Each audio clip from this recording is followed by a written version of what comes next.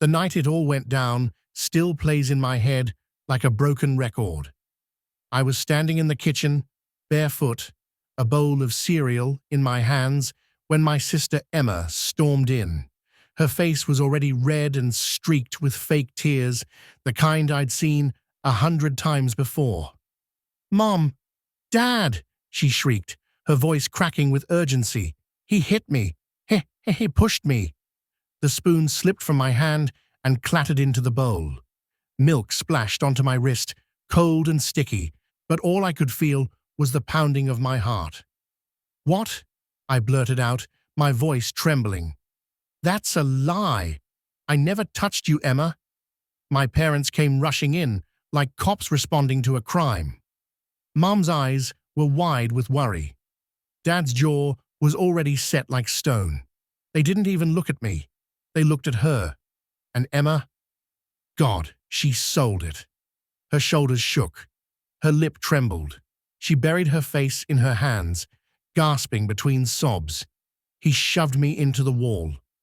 I was so scared, I couldn't believe what I was hearing.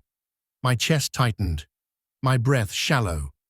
I wanted to scream, but I knew how this movie ended. They always believed her. If you've got a golden child in your family, you know exactly what I'm talking about. Emma was the golden one. Straight A, student, cheerleader, perfect smile, plastered on every holiday card. My parents bragged about her to neighbors, teachers, random strangers at the grocery store. And me? I was the difficult one, the kid who needed to try harder, the one they sighed about when my grades slipped, or when I stayed in my room too long.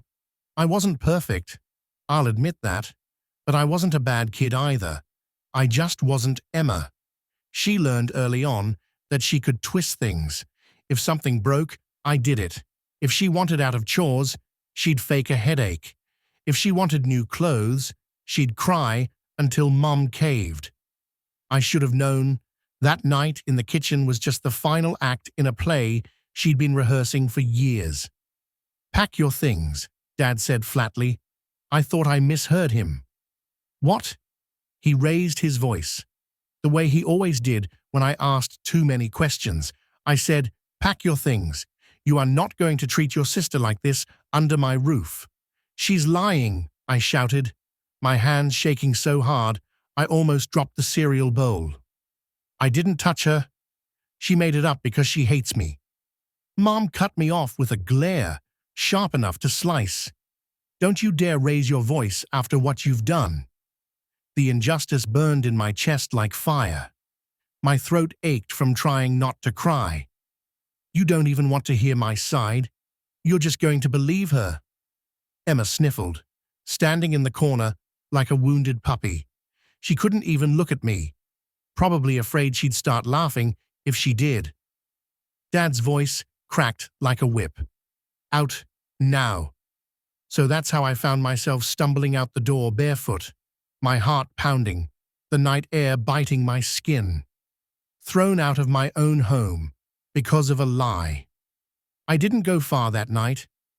I wandered the neighborhood barefoot, the pavement rough and cold under my feet. I sat on the swings at the park, where I used to play as a kid, my knees pulled up to my chest.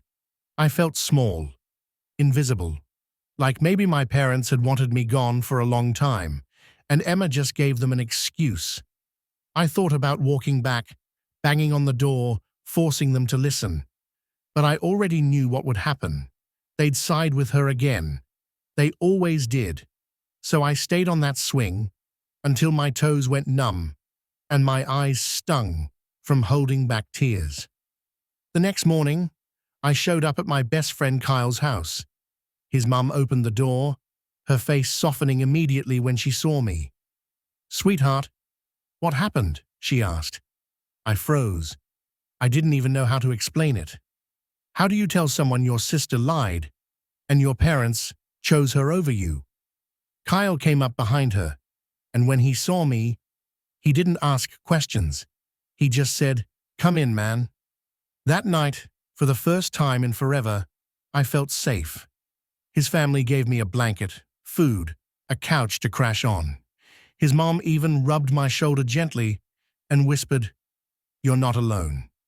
It was such a small thing, but it broke me. I cried quietly into that blanket until I finally fell asleep. A week later, everything blew up. Turns out Emma's story had holes, big ones. My parents got a call from school. A teacher overheard Emma bragging to her friends about how she finally got rid of me and how Mum and Dad are so gullible. The teacher, bless her heart, called my parents and told them everything. I found out later that Mum cried when she heard. Dad sat in silence for hours. But here's the thing, they didn't come looking for me right away. It took them almost 2 weeks to show up at Kyle's house. By then, I'd already started to see things differently. When my parents finally came, I was sitting on Kyle's porch. Mum rushed up, tears streaking down her cheeks. "Honey, we are so sorry," she whispered. "We know the truth now. We should have believed you." Dad cleared his throat, awkward, his eyes heavy. "We made a mistake." For the first time in my life, they looked small. Not me, them. And as much as part of me wanted to scream, to throw their betrayal back in their faces, all I could do was sit there quietly. "You didn't believe me when it mattered," I finally said. "That's what hurts." Mum reached for my hand, but I pulled away. Not out of cruelty, but because I needed them to feel that gap. I did go home eventually, but it wasn't the same.